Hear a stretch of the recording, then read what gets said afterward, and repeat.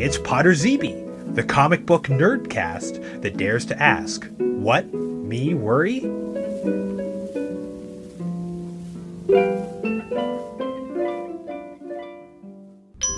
Let's move on to the It's Rambling Men department. I got something on my mind. Yes, sir. Now, you see, when I was like 9, 10, up to about 13, I had a lot of access to cinematic full frontal nudity. I lived in a small town where we didn't have much culture, but we did have was 3 video rental stores: Video Scan, Video Terminal, and Backdraft Video, which ironically burnt down. Was that before or after the release of the film? Oh, after. I wouldn't have known it was ironic if not for the film. And my mother, God love her, had put a note on our account at all the video rental stores that I, a 9-year-old boy, could rent R-rated movies. Yes. Which made sense because she was going to rent them for me anyway. So, why she got to bother coming down, Yes, absolutely. Like, it's just a formality at that point. And so between me and my buddy, because basically we'd have sleepovers every weekend and rent movies, we had rented literally every horror movie in town. But also we'd rent comedies and sci-fi, action, all sorts of things. And, on top of that, Canadian network TV actually shows nudity. So on like City TV, which we got out of Toronto, they had these late night, what they call blue movies. Tonight, Baby Blue 2 on City TV, featuring fun-loving adults in life-affirming situations. Oh, I know what blue is. What the listeners can't recognize right now is my prudish disgust with your Canadian culture. I was shaking my head back and forth at this news. Nudity on network television. Oh yeah. Now, I mean, you don't generally see it in prime time or whatever. It's late at night. So just a side note, City TV, they had a little video booth set up on the corner of their building, and it was called Speaker's Corner. Speak and be seen on Speaker's Corner. And you could just sit down there in front of a camera, press a button, and just say whatever you wanted, or do whatever you wanted, or show whatever you wanted. Yeah. And there was a show, Speaker's Corner. They'd show some pretty crazy stuff on there too, but I think they blurred out the nudity, except when toplessness for women became legal in Ontario. And I remember that particular episode was, especially illuminating. Yeah.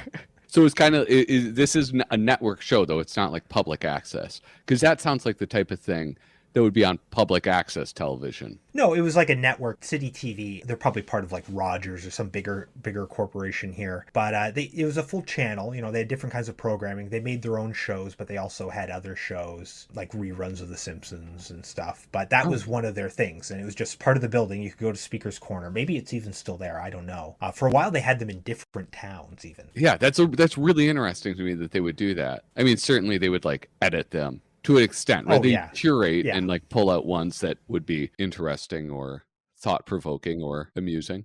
It wasn't as interesting as you would think. Yeah. Because there was a lot of like duds on there, because I bet you 99% of them were just like, hi, I'm from Detroit and it's so nice to be in Canada. You're all so nice. I like your coins. All right, I'm going to go home and get shot. Bye. Yeah. But every now and again there'd be like regular performers that would come down and play music or tell jokes or do little bits and stuff, or just like eccentric people with weird animals and stuff. But I got to imagine when they're like going around the clock, like you're not getting that much of that gold. Oh, somebody has to watch all that too. All right. Yeah. I got you off on a tangent. Sorry, that's easy to do. And then I also had cable. So, I was a big fan of this thing called the Drambuie Showcase Review. Ladies and gentlemen, welcome to the Drambuie Showcase Review. Which was on the channel Showcase. And every night they just show erotic art house films. As close as you could get to hardcore, they would just show that on TV, which, I would watch and tape on my TV and VCR in my bedroom. Yeah. So I was seeing a lot of nudity. So by the mid-90s, I had been exposed to a lifetime worth of like lowbrow exploitation films, trash cinema, and a fair amount of like softcore art films, mostly from the 70s and 80s. Which means, I encountered a ton of TNA, quite a bit of bush, and, occasionally someone would hang dong. that was kind of like the state of nudity that was available cinematically. Yeah. And I wasn't really interested in new media at the time, unless something was animated or sci-fi fantasy or like somehow outside of the real world. If it wasn't something outrageous, I just didn't get the point. But, my friends understood that, I was this like reactionary curmudgeon. And so they just ignored my complaints that what they were watching in the 90s was just like watered down versions of like horror and sex comedies and all that thing. So, they enjoyed like I Know What You Did Last Summer and Scream. And it just seemed so milquetoast to me. Those are like horror classics, right? Like Scream overtook franchises like Halloween, right? As it's something that gets revisited. There have been oodles of sequels to those. I mean, it certainly isn't like Sleepaway Camp. No, it's you're right. It's nowhere near as good as Sleepaway Camp, which is, fantastic. It was just like, it was so watered down. Even like sex comedies like American Pie, which was sort of marketed as the ultimate teen sex comedy. And, to its credit, had some tits. Oh, yeah. It was nowhere near as provocative as like Porky's or like Revenge of the Nerds or something like that, Yeah. But hold on, like the provocation from those comes from, like, I don't want to throw this term around, but like borderline rape.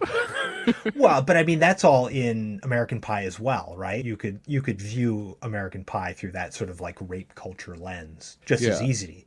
But there certainly wasn't full frontal nudity in them or copious amounts of it. Okay, yeah. So in terms of like what it would sort of show you explicitly, it was much more tame.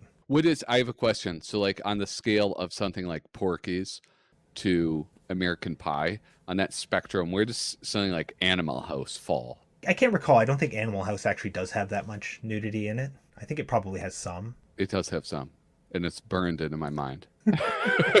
I don't particularly remember that one as being as full of nudity as like Revenge of the Nerds or yeah. I don't know. I'm at loss for titles here. There's so many. I'm just trying to think of ones that aren't like, like Six Swedes in the Alps or something, where it was like European movies sort of like brought over here, European sex comedies. And then I had this one friend, he was really into this movie called Wild Things, which was this sexy thriller mystery. And it was marketed entirely on the babes, right? Like this was, like the babes were front and center. Ooh, but Bacon. He dropped trow, right? Like, oh yeah, he drops trow in that movie and he shows his dick, which is pretty rare actually in movies. Like in terms of nudity, you see lots of TNA, a bit of bush. Very rarely would you see a penis. It was kind of like much more taboo. Yeah, I think that scene alone of Kevin Bacon, like I understood why people are like, these images of women cause girls to have like an unrealistic body expectations. Just seeing Kevin Bacon's dong gave me body dysmorphia, like instantaneously.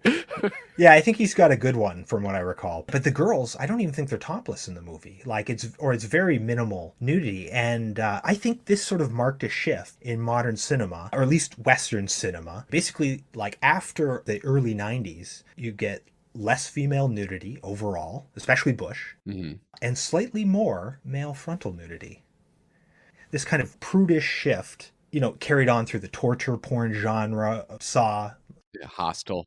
Yeah, Hostel, that kind of thing, which that brought kind of the gore and sadism back. But, the nudity was still pretty minimal in most of those movies. And, it was nothing like the Nazi exploitation films of the 70s that you would see, which were explicitly torturous, So I was about to bring up, yeah, do you like long for a day when Elsa, She-Wolf of the SS, is going to reemerge? Ilsa, you promised me. What did you call me? Ilsa. I mean, Commandant, Fräulein Doctor. Better. Much better. Well, I don't know. I think that it's good that film exists, in that it's very interesting that sort of like moment in time existed, and that sort of, because people were sort of exploring these sort of like edges of taboo in film at that point.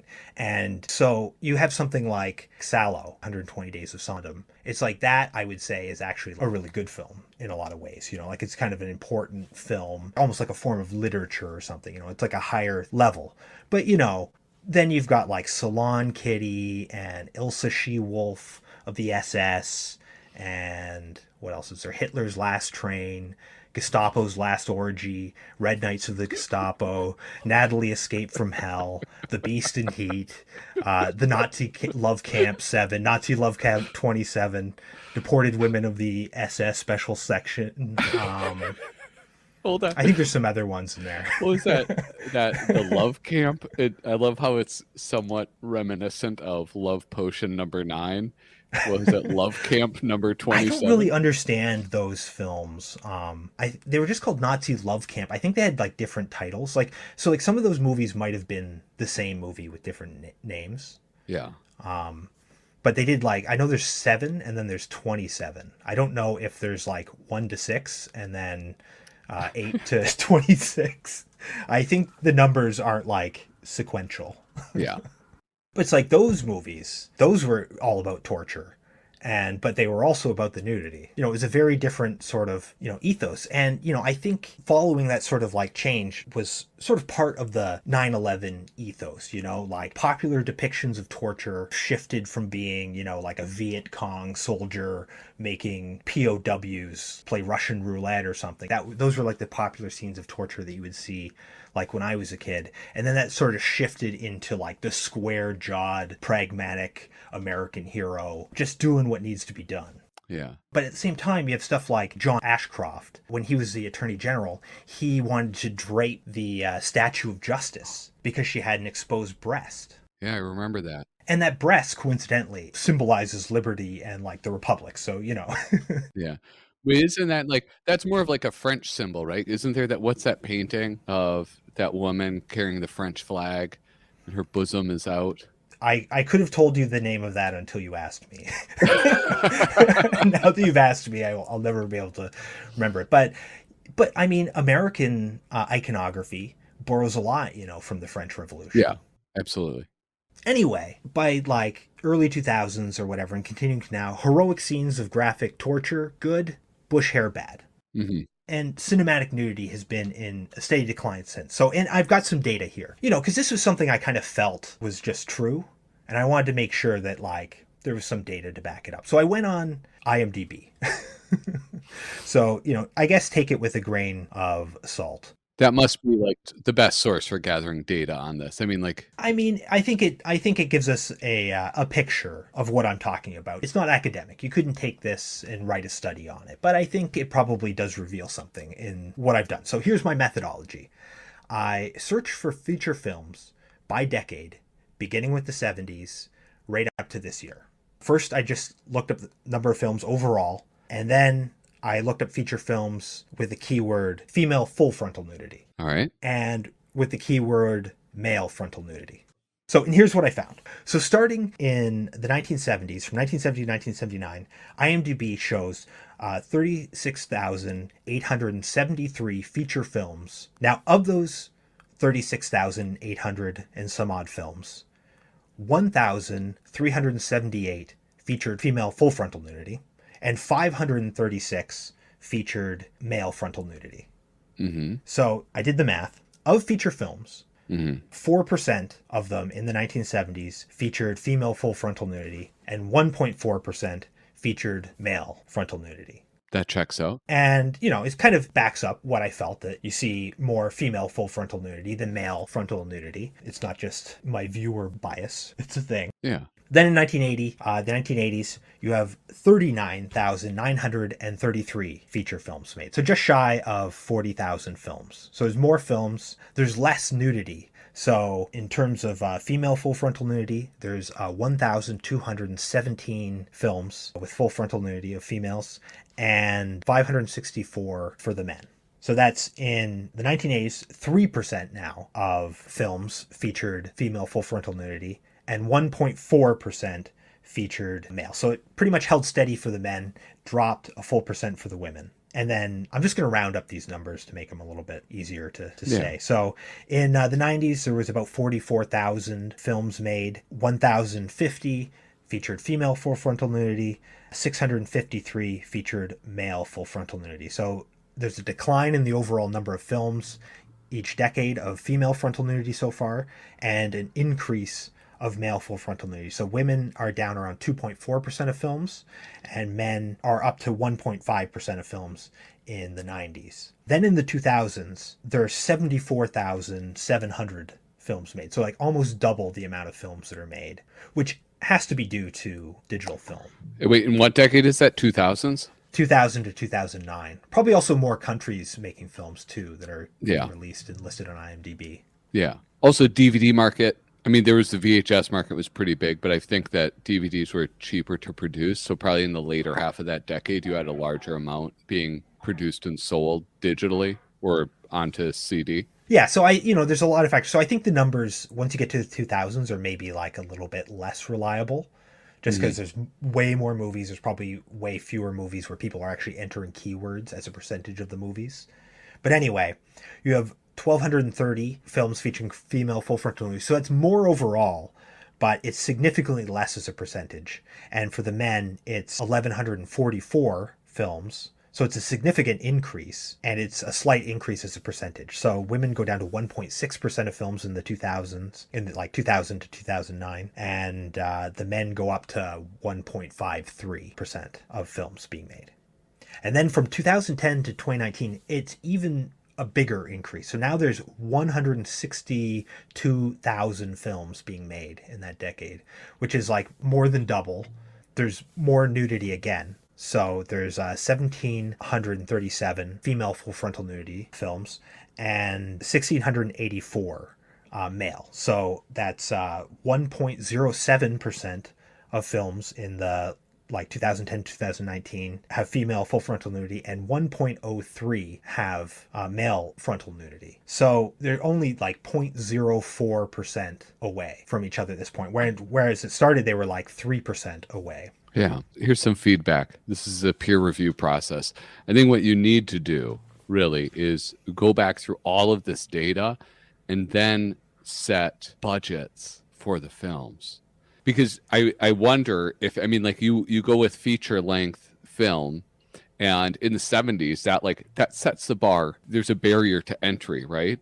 But then in the 2000s and certainly the 2010s, that barrier to entry gets lowered significantly. So what's getting called a feature film and what is being included on IMDb, it's like shit.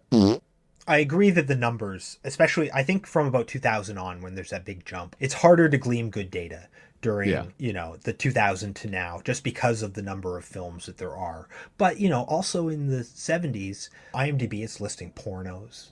Yeah. Like Deep Throat's on there. Behind the Green Door would be on there, so I just want to mention why I started in the 70s. And that's because in the 30s, the Hollywood studios implemented the Hays Code, which is also known as the Production Code. It was basically like the Comics Code Authority, but like 20 or 30 years earlier, and it was for movies. And it imposed a sort of strict moral guidelines for what you could show in films. And like the Comics Code Authority, it gets chipped away at bit by bit over the decades. And so first you get these kind of like early exploitation films that would use like the pretense of education to slip nudity in. So you get things like Mom and Dad in 1945, which is like, warning about the dangers of teenage sex. And they show like graphic depictions of venereal diseases, and they show a live birth. To what end? To what end that people went to see it. It was like the third highest grossing film of the year by some accounts. And it's because there was just such a taboo and there was such a restriction that people were just starved for like anything that kind of like referenced sex or talked about sex. You just have to go. And it would kind of like travel around, like at that time. It's like a traveling kind of show. That's why it's kind of hard to tell for sure exactly how much money it made, because it wasn't like through the studio system. So, that's kind of how you got away with it, with these sort of like educational films. So things like Marijuana, spelled with an H, or Sex Madness, Child Bride, and there's sort of like these sort of Rake's Progress stories, like Reefer Madness or whatever, where it's like, you watch the downfall of a young person into the underground world of lurid sex, drugs, and alcohol, ostensibly as a warning, but, really just because people want to see this stuff depicted. Yeah. Then in the 50s, you get this wave of nudist films, because nudism is not a perversion, it's a lifestyle. So you were allowed to show nudity and nudism, as long as there was like a strategically placed beach ball over the groin area. You could have TNA. I just want to go on record. Nudism is a perversion. I disagree. You've never been to a nude beach?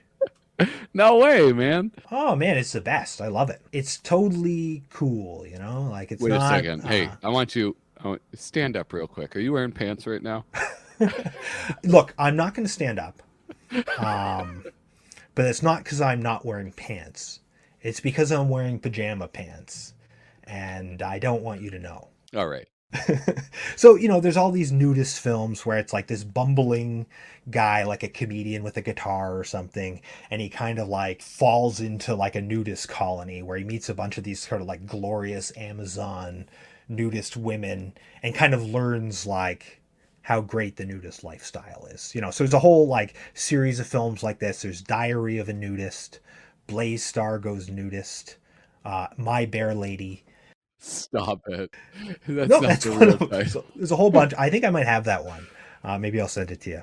Then as the 60s go on, the nudist film story structure gets adapted into these films called the nudie cuties, where like the pretense of nudism is dropped. It's the same sort of thing. Like a bumbling guy bumps into a whole bunch of naked women, basically. Just TNA, but there's a whole bunch of them, like Nude on the Moon, The Adventures of Lucky Pierre, or Orgy of the Dead, which is Ed Wood wrote that one. And Russ Meyer, he's like the biggest name to come out of this sort of genre. And then that leads into the Roughies, which are like similar in terms of the amount of nudity, but they're more like film noir, and they have like violence and crime and lesbianism and white slavery and sex cults and stuff like that. And these would play in the early grindhouse theaters. And sort of while this progression of cinematic nudity is going on, the MPAA is basically struggling to remain relevant until it eventually abandons the code completely in favor of their rating system in 1967, which is more or less continues today. That's the one that you see, G, PG, R, X. There's some other ones. And that lifted the restrictions of screening this stuff. And so that's where you get to this interesting intersection of regular porn and cinema. So you have like the Black Emmanuel films. Some of those have hardcore scenes, but most of them do not. Or at least they have cuts where they do not. Maybe in different markets they do. So you have this sort of thing. You have like Deep Throat becomes this big like cultural moment. People rush out to see it, with their wives or whatever. Caligula, for sure. That's a film I think that also had some hardcore scenes as well that aren't like. I think that story isn't as straightforward though. I think there was some shot after. Well, there's also Caligula 2, which I believe is a porno. And then there's like Caligula and Messalina. And then I think there's also Caligula's Love Slaves. I think that's another one too. There's a few Caligula films. I'm a Caligula purist, so. Are you just like Caligula? Just the first one. So in the 1970s, full frontal nudity was still fairly novel. So I think a loss of novelty is one reason that you sort of see a decline in nudity sort of steadily over the years, is that it's not as interesting, I guess. Because, we've all seen it. And another is just capitalism, right? Like, the fewer audiences you can pitch your film to, the less potential revenue you can make. And then this is especially true with like opening up international markets that are actually becoming dominant.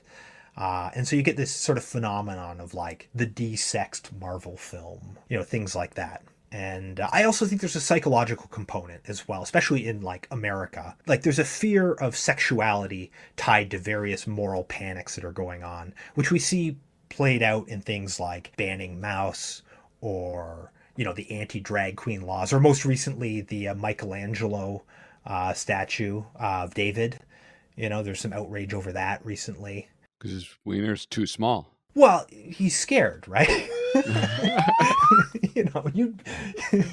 you wouldn't be showing, if you were going up against Goliath. And but that was like literally a joke 30 years ago on The Simpsons. Is it a masterpiece or just some guy with his pants down?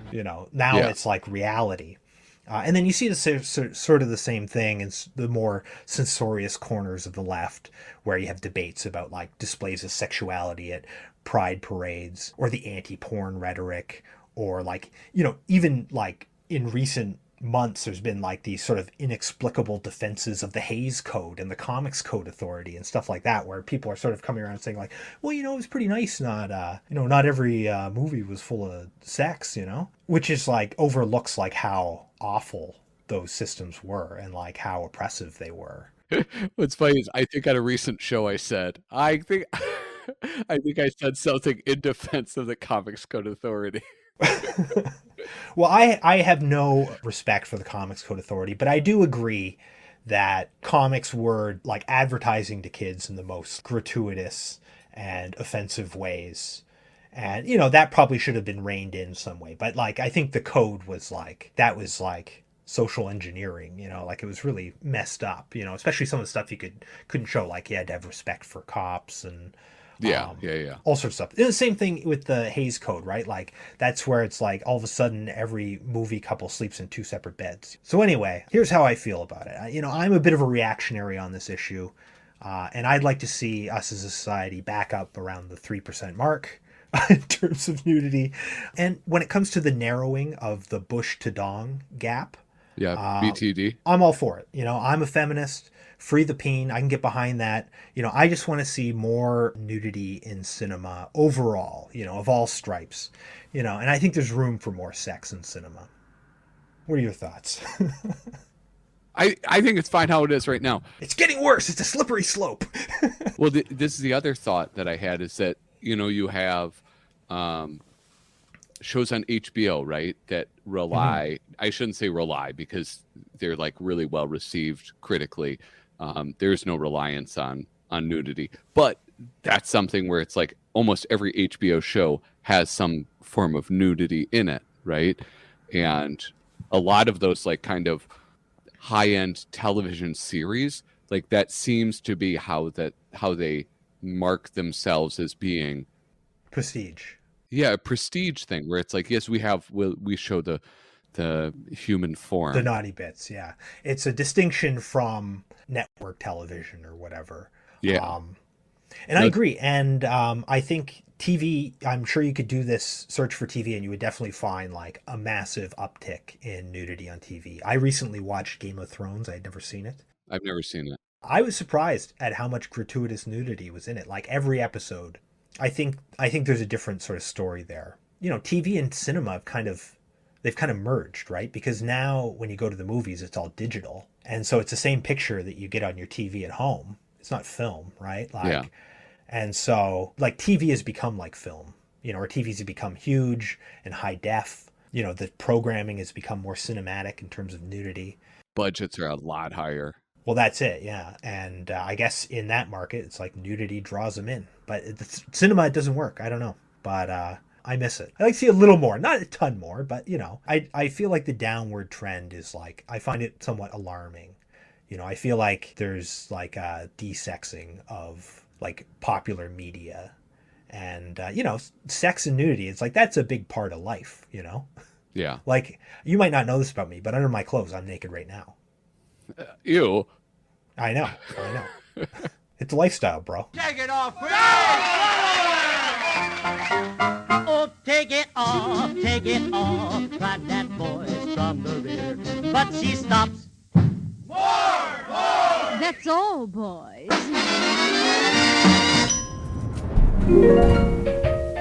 Thanks for watching, idiot. Hit like and subscribe. And hey, if you want more black Podrzebie podcast, check out the links in the show description.